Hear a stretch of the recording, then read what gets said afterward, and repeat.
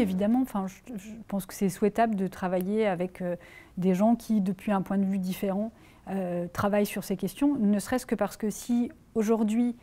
par le biais de votre interview, mais aussi même si la réduction ou l'autre partage du temps de travail n'est pas le sujet phare de la campagne électorale, malgré tout on en reparle, et parfois on en reparle positivement alors qu'avant c'était juste pour en dire du mal, et que si on en reparle, c'est aussi parce qu'il y a des mouvements citoyens qui ont porté cette question-là, le collectif Roosevelt, mais je pense aussi à Attac, à des organisations syndicales, en Belgique, en Allemagne.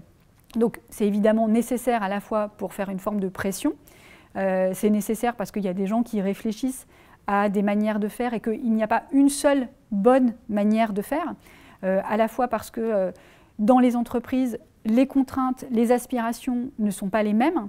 et aussi parce que les individus ne veulent pas tous la même chose. On peut dire on pourrait dire qu'une réduction du temps de travail sur la semaine est souhaitable et doit s'imposer partout. Or, il y a des types de métiers ou des types d'emplois ou de statuts, par exemple, quand vous êtes cadre, que vous travaillez à la mission, qui font que ça n'est pas possible de compter le temps comme ça. Il y a des gens pour qui, à des périodes de leur vie, ça améliore davantage leur vie de pouvoir travailler une demi-heure de moins le matin, parce que c'est ça qui leur permet d'emmener leurs enfants à l'école. Et puis, plus tard, ce qui leur convient le mieux, c'est de pouvoir avoir des plages de temps un petit peu plus longues, quitte à ce que leur emploi soit un peu plus flexible en termes d'horaire, pour peu qu'ils soient prévenus et qu'ils puissent anticiper. Parce que ce n'est pas toujours un problème que votre temps de travail puisse être flexible dans la mesure où vous ne le subissez pas toujours. Parfois, c'est bien d'avoir du temps dans la journée où on n'est pas au travail, parce que c'est ce qui peut nous permettre de faire un certain nombre de démarches. Donc voilà, je pense que l'important, c'est que ce soit discuté, parce que tout le monde n'a pas les mêmes aspirations, ni les mêmes contraintes. Et à partir du moment où c'est discuté, même s'il y a des contraintes qui à un moment doivent s'imposer, parce qu'on comprend bien que l'aspiration d'un salarié n'est pas toujours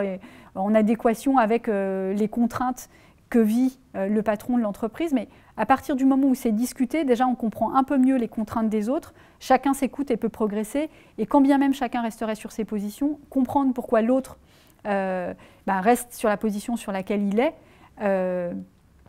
ça permet quand même d'accepter un petit peu mieux les choses. Mais dans tous les cas, je pense que ça permet de rapprocher les points de vue. Et puis je pense que de la discussion peuvent naître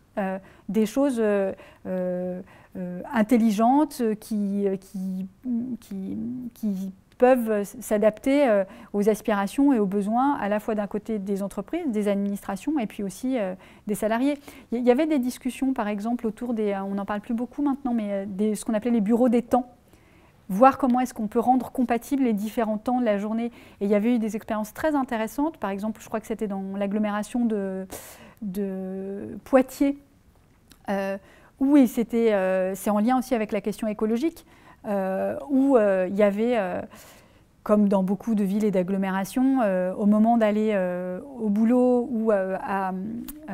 l'université, parce que c'est une ville universitaire, tous les bus sont bourrés, il faut en mettre plein en circulation en même temps parce que tout le monde commençait à la même heure, et ils avaient fait des horaires décalés d'entrée, donc on pouvait commencer à 8h, 8h30 ou 9h, je prends ça comme exemple, je ne me souviens plus exactement précisément. Donc du coup, plutôt que d'avoir 20 bus qui tournent entre 7h30 et 8h, vous pouvez en mettre 8